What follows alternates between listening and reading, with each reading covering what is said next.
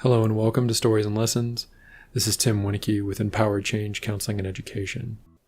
I really wanted to start the series with a story that is important to me and that helped frame out who I was going to be for the rest of my career. So to do that, we're going to go all the way back to 2002. Who I was back then was a really brash, very personally engaged 22-year-old. On paper, I looked fantastic. I was president of student government. I was a 3-7 student. I sat on numerous committees and even found time to play rugby when I wasn't working my 20-hour-a-week campus job. So on paper, that looked like everything you would want to see from an engaged student. But in reality, I was a big mess. I was living on my own for the first time, and I couldn't spend 12 hours by myself. I had moved out to Denver from a home where there was always people around. I moved out to move in with a family that in many ways were the most influential reason that I was able to be a productive college student. I had gone from a kid who couldn't read in high school to someone who was doing all right at a community college. And they were a huge support for that. They enabled me to just focus on school for the first time in my life, and I'll always be thankful to them. But at this point, they had moved. One of them had gotten a job opportunity down in Salt Lake City, and they had invited me to come with them, but I felt it was important to finish out my associates at Community College of Denver. And I had just started to feel like Denver was really becoming a home. So I decided to stay. I, at the time, didn't realize the void that they had left by taking off. So really the reason why I was doing these 80-hour weeks on campus was to make sure that I didn't have to spend time by myself. And I really wasn't interested at the time in figuring out why that was. So that was me at this time. The other important group that you need to know about is the GLBT office on the area campus. Now, I know today that doesn't sound like an overly big deal, but back in 2002, there really weren't that many offices around gender or sexuality. And these folks were really pushing the bounds and making space for their community. I had some comfort being a big hetero cis guy because I had some gay friends in high school and in college. And so I was comfortable in those spaces, probably more so than many of my peers. In part, it was because I had, those friends, but also because at the time, if you were a hetero guy in a gay nightclub, then you were probably going to meet some straight women. And if your gay buddy vouched for you, it made it very easy to date. So not the most altruistic reason necessarily for hanging out in that space, but I had some comfort with those folks. Now, here's where the problem was starting to happen. So while the GLBT folks had space, it was shared space. They were in the Metro Student Life office. The Auraria campus has 3 different colleges on it. And the GLBT folks, their office was supposed to be for all 3. So in sharing that space with Metro Student Life, it made the community college students and the university students think that they weren't necessarily supposed to use that space or connect with them. And the space was pretty small. It was like an 8x10 office, which was fantastic to have at all, but it really didn't do much to help them develop out a community space. It was more of a resource desk and a place where 2 people could kind of plan events. The other problem that was happening was Metro Student Life was kind of struggling because they had students that weren't necessarily comfortable walking in. Both gay students that weren't necessarily out of the closet didn't want to walk by all the folks in the Student Life office to get to that resource desk. And at this time, there were still students that weren't comfortable being around the LGBTIQ community. So it was really just making an awkward space. So it was fantastic that they had it at all, but they had really outgrown it, and some of those growing pains were starting to show. So that's the setting for where the story starts. At the time, I was sitting on the SACAP committee, which is essentially the student government for all three schools, and one of their big duties was to facilitate who got to use space in the Tivoli Student Union. Part of that was we had space open. So we were trying to figure out who was going to get this big office in the Tivoli. And as you can imagine, being a downtown campus with 3 different colleges, there was a lot of competition for space constantly. Well, this was going to be no different. The GLBT folks came in and pitched their group for that space. And for me and a few of the other SACAB members, it was a no-brainer. Here was a group that had gotten funding, that had permanent staff, so it wasn't like it was a student club that was going to go away when somebody graduated. And they were probably one of the more active groups on campus. They were engaged, they were doing it, and they, most importantly to us, they were tri-institutional. So that's how they sold me and a few of the other folks. The problem was that Metro desperately wanted that space for a computer lab. Now, I know that probably sounds pretty trivial, but I don't want to demonize Metro for wanting that space. This was the school that had already hosted the GLBT group, and they had, and I think still do have, the most students on campus and the most money, so they have a voracious need for space.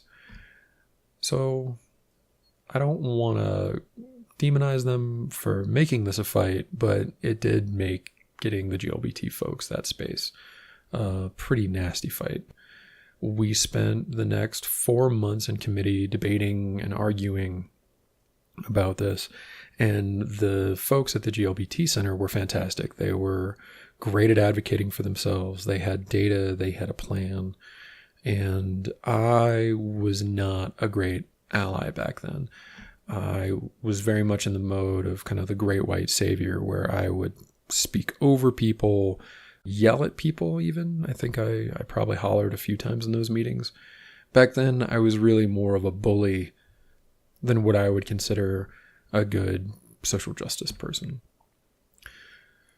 But at the end of the day, for all of that flawed intention, it worked. We got the space for the GLBT office, and it was really elating at the time. This was probably the first time in my life that I had taken on kind of an authority in my world and won.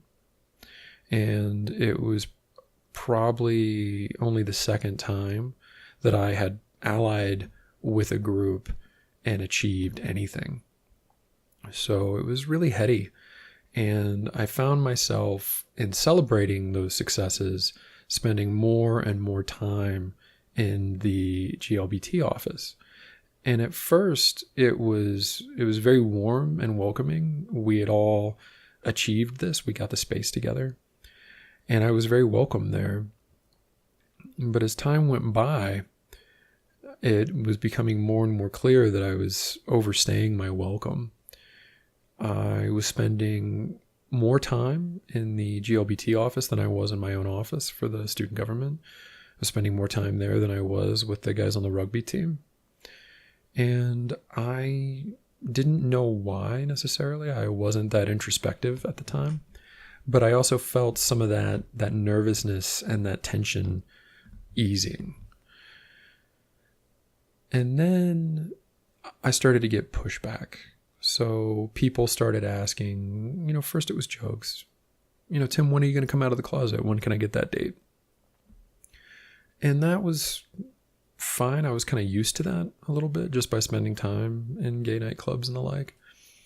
I think part of why I was willing and comfortable with those jokes is being around gay men and lesbians made it safe for me with my kind of junior masculinity to socialize and connect with people. So the guys on the rugby team, most of whom were straight, while great guys, were competition in many ways. When we were around other women or we were out on the field, it was aggressive with each other and, friendly competition, but active competition. And for any women in my life that were heterosexual, there was always this wonder about if there would be a romantic potential. At this time, I was still very much in a model of kind of conquest on my romantic encounters. I was a young guy in the early 2000s. I was a product of where I was and what was around. And I had a lot of female friends and I had a lot of male friends, but it wasn't as comfortable for me as it was around gay guys and lesbian gals. And at the time, there really weren't that many bi folks on the scene or trans folks. So those jokes were normal, except that they started to get harder and harder edged. Over probably the course of a month, people started, rather than it being a joke or a ha-ha or an exploring flirtation on their end, it was, Tim, really, you can come out of the closet. It's okay. You're going to be accepted. Just come out. Why aren't you accepting this place for what we built it as? And that really started to get hurtful for me because I didn't understand why people wouldn't believe me. And then one day I was sitting in the office with a friend, and he was a great guy and had a real no nonsense, no BS kind of frame for how he came at the world. And I was complaining about this dynamic, why don't people believe me? Why does this question keep coming up? And finally he looks at me and he says, Tim, no one would spend as much effort and time on this place if it wasn't in some way personal for them. So of course we're wondering why you're here. And it was one of those crystalline moments that I hope everyone has had, where a friend gives you a question that brings up a hard truth for you. I didn't have an answer for him or myself, and at the time I wasn't interested in finding out the answer, so I just left. I left that office, stopped hanging out there, and then just turned up the volume on everything else. I joined another committee or two, took on a few more projects, and increased the hours at my job. And that worked for a while as far as keeping the questions at bay. But eventually it caused me to crash. I got really, really sick. And I don't know if it was a stomach flu or what, but I had gotten pretty sick and stayed home. And I wasn't raised by going to the doctors. We didn't have the money for that when I was growing up. So it didn't make any sense for me to go get anything checked out. So instead, I went home and grabbed a bottle of NyQuil and stayed in my apartment. And that went on for about 3 days. And the last thing I remember was trying to take some NyQuil to kind of sleep off the misery and not being able to keep it down and passing out. The next thing I remembered was waking up in an emergency room with an IV bag in my arm with them rehydrating me. Apparently, me being missing from campus for a few days got noticed, and some friends came by my apartment and found me. I don't know how they got in. I don't know if, I had let them in or they had a key. It didn't really matter. But the doctor told me that if my friends hadn't come and found me and gotten me to the emergency room, that in another day or two, I probably would have died. That was the wake-up call I needed to start leaning into some of those hard questions and to take stock of why I couldn't spend more than 12 hours alone, why I needed to be so busy all the time. Luckily, this was after midterms and my last semester on campus. I was able to cut back work hours. I stepped back from the rugby team and started to hand off more and more with the student government stuff to the people that were going to be taking over come the summer anyway. It didn't make for the most stellar academic performance at the end. I ended up having to take an incomplete in one of my classes, but I finally started to have conversations with friends I could trust about what I was doing to myself and why. To be honest, at this point I had stopped thinking all that hard about the LGBT office. It was pretty narcissistically focused at the time. But then in April, I got an invite to go to a celebration for the office about all the things that they had accomplished that year. And at first I wasn't going to go. It was still complicated for me. I hadn't processed what had happened. I felt rejected by the group. I felt shameful for taking up space that didn't belong to me. I knew at this point that I had a need that I wasn't addressing, but I also knew that I had resources to address that. I could have had real conversations with the guys I was on the rugby team with. I could have gotten over some of my adolescent masculinity and had real connections with the women around me. I could have joined a church, a men's group, a different club, and instead I went in and took space from people who I knew needed it. I knew how important having that space for that community was, and I tried to move in. So I felt really shameful about it, and I was embarrassed that I had done it and that it had happened. And I wasn't going to go. And then that same friend that dropped that hard truth on me showed up and told me, Tim, we miss you and you're invited. You helped build this out. This is a big deal, and we really want to share this with you. So please come. And I did. And it turns out that they had decided to do allyship awards, and I had gotten one. I'd gotten Ally of the Year. And it was a complex feeling getting that award because of a few things. I mean, of course, I was elated to get the recognition. To this day, I still love to get recognition for things that I do. And to this day, it's still complicated. I keep waiting for somebody to notice I don't deserve these things that I get. And I know that a lot of times I get these things just because I'm the only big white guy that shows up for them.